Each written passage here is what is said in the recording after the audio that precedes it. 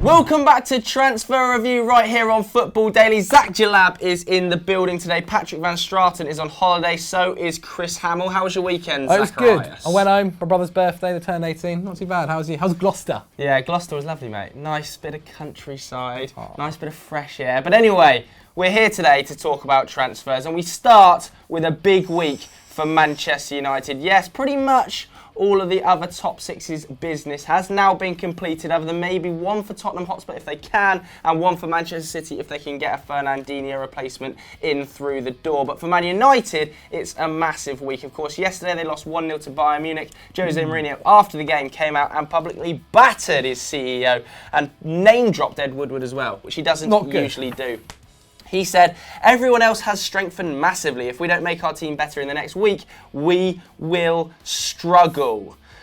No messing about. The main two areas he is desperate to sign, of course, are a central defender and a right winger. On Friday, VFM, we were talking about Yerry Mina potentially joining the club, weren't we? Well, over the weekend, that deal collapsed. That's because the agent was asking for ridiculous fees to make such a cheap transfer happen. United said no, they've moved their attentions elsewhere, and it's back to Toby Alderweireld and it's back to Harry Maguire. What is going on, Jalab? Yes, the Mirror on Sunday have actually gone very big on this, as they claim a deal to sign Toby could be completed within the next 48 hours, which we think is very optimistic. This follows reports early in the week by the Times that claimed Daniel Levy was ready to sell him following a private conversation with the defender, who claimed he wanted to play for United.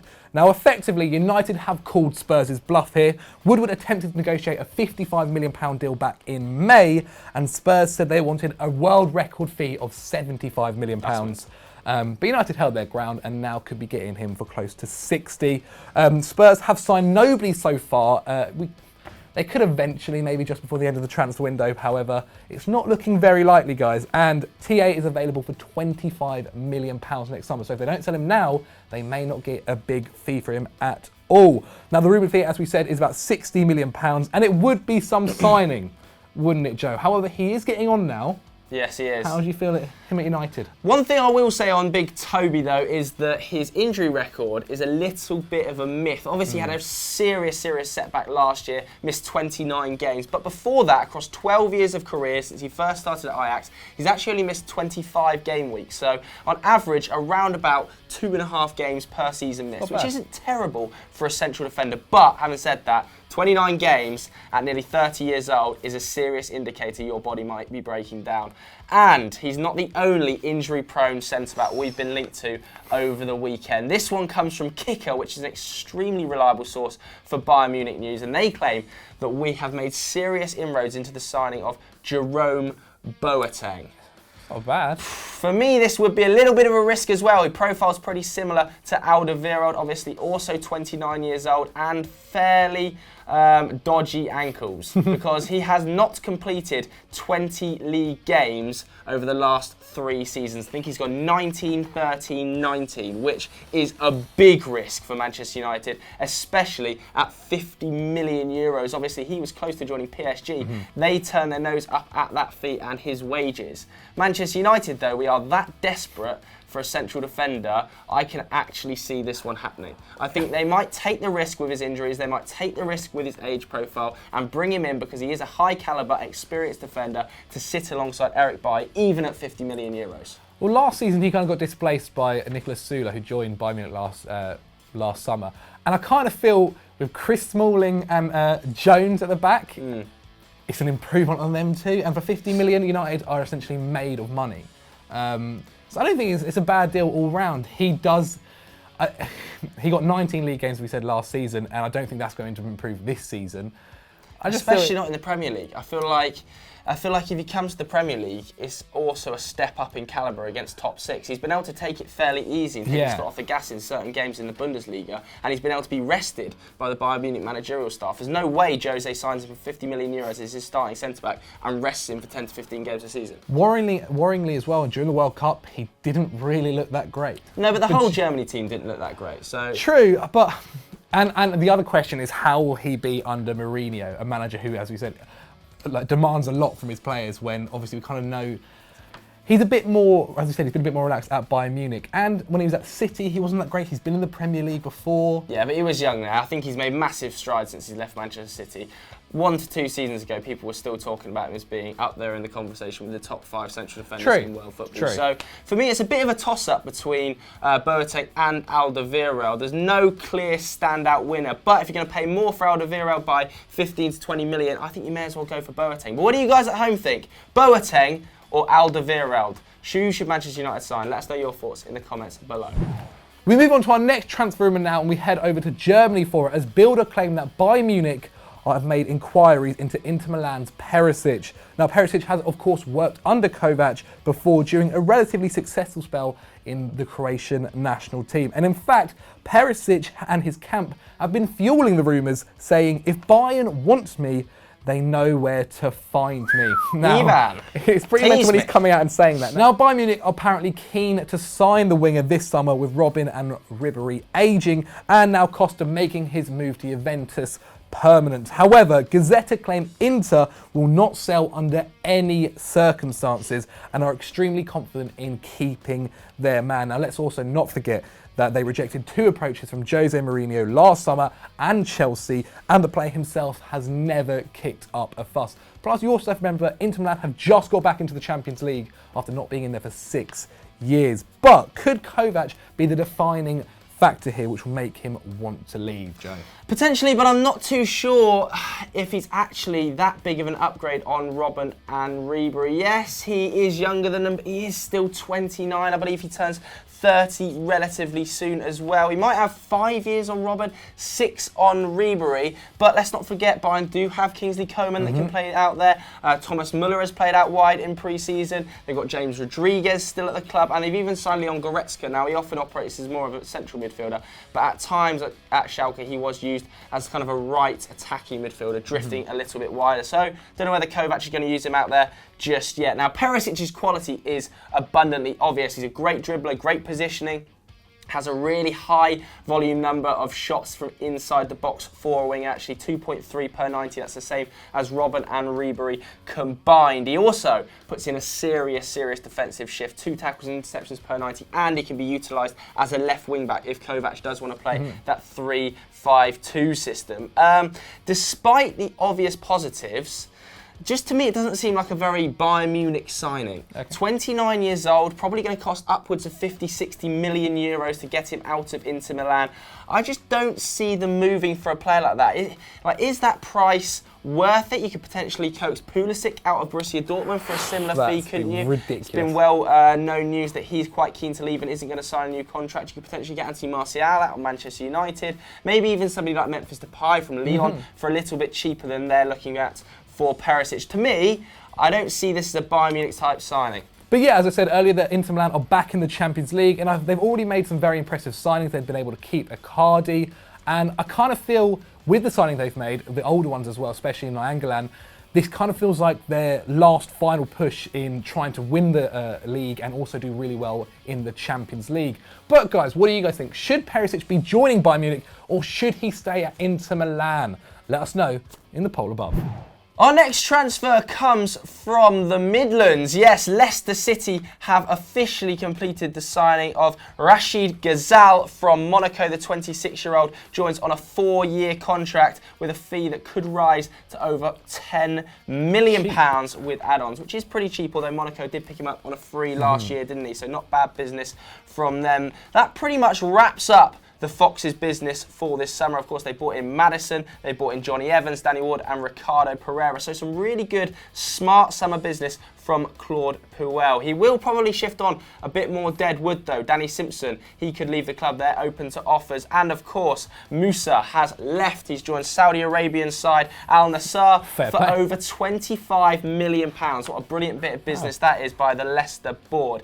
Bit of lowdown here on Ghazal. He's capped 13 times by Algeria. Only played for Monaco for 1 season. He was, of course, at Lyon before that, left on a free after 5 years service at the club. Jardim used him pretty sparingly last year, majority as a right winger, so he's probably coming in as a bit of a downgrade on Riyad Mahrez, but a similar sort of profile. He did make 28 appearances, but only started 8 of them, 2 goals and 3 assists in Ligue 1.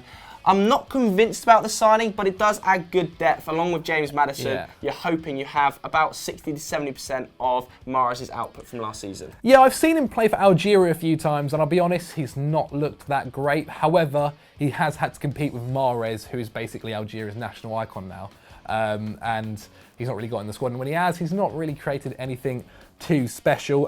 In his 6 seasons in France for Lyon and Monaco, he only scored 14 goals. So don't expect too much, Leicester fans. And he's far from a world beater. He takes 1.1 shots a game, completes 1.1 dribbles, and creates 0.6 key passes per match, which isn't terrible. However, it's not anything really to get too excited on. And he is very hard working. 1.6 tackles and interceptions per game, the same as Mahrez last season. Now, Puel is hoping to build on his 9th place finish last term in his first full campaign in charge, and he needs a strong start. The Foxes only won 1 of their final 7 games last season, drawing 1 and losing 5, and conceded 13 goals in their last 4 games, including a 5-0 loss away to Crystal Palace. Now, they kick off the league with an away fixture at United on Friday night at 8 p.m. How are you feeling about Leicester in general this season? Obviously, they've lost one of their star players in Mahrez, but they've kept Vardy. Yeah. They've still got that CDM.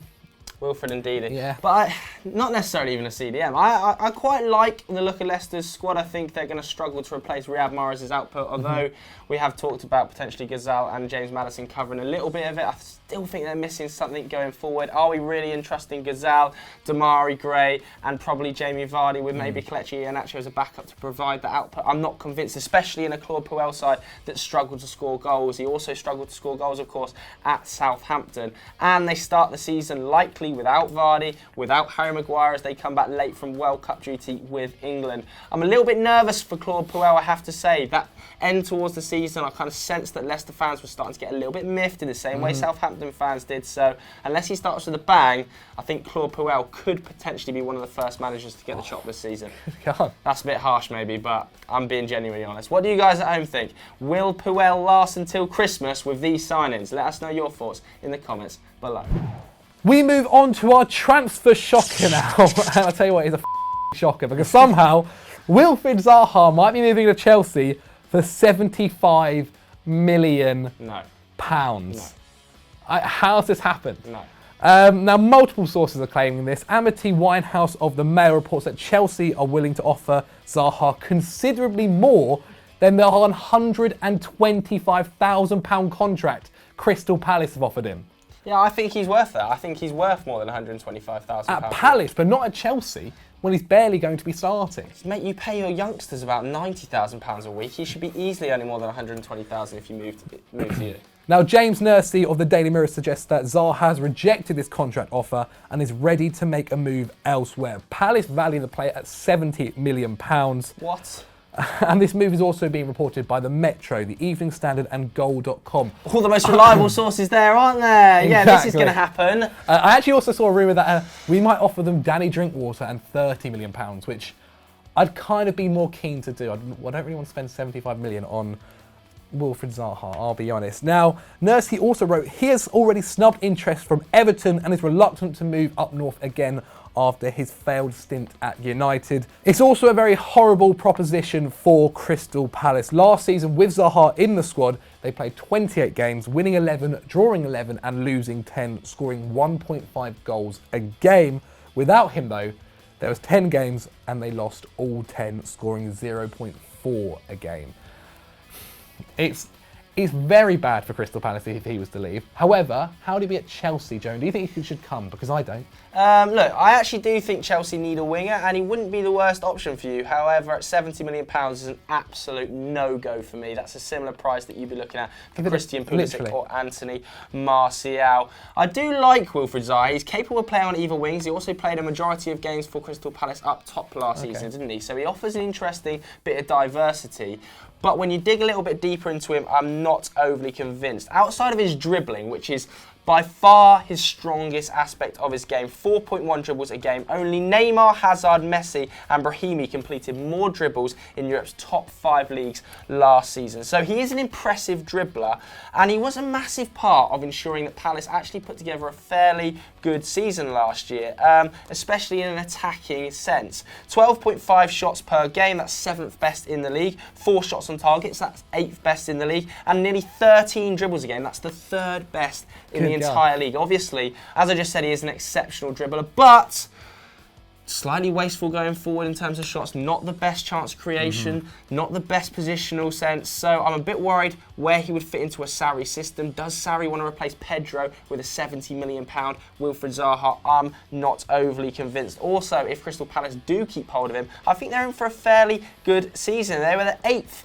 best shots conceded last season, 2nd for tackles and 1st for interceptions. Pretty good at both ends. They brought Max Meyer in, haven't they? They've let Johan Cabaye go. They brought in Kouyaté from West Ham, not the best signing, but at least offers good central midfield cover. I'm fairly excited for Crystal Palace this season. If they can keep Zaha. If they can't keep Zaha, I think they're in for a little bit of trouble. There was actually another stat I saw as well about Zaha. He was the most dispossessed player as well last season, but because he's attempting so many dribbles, you kind of expect that.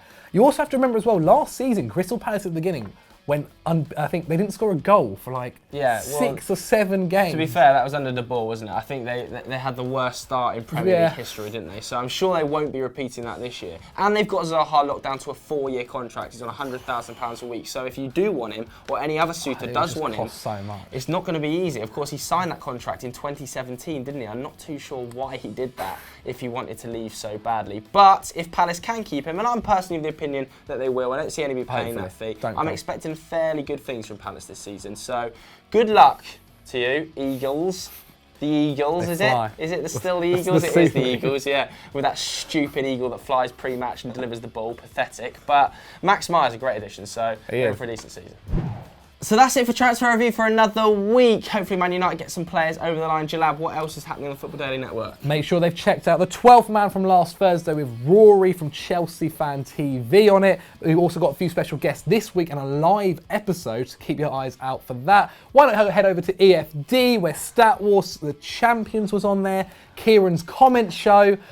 We produce so much content, man. Every single day. Got there eventually, didn't we? Thanks very much for watching. Goodbye. Bye.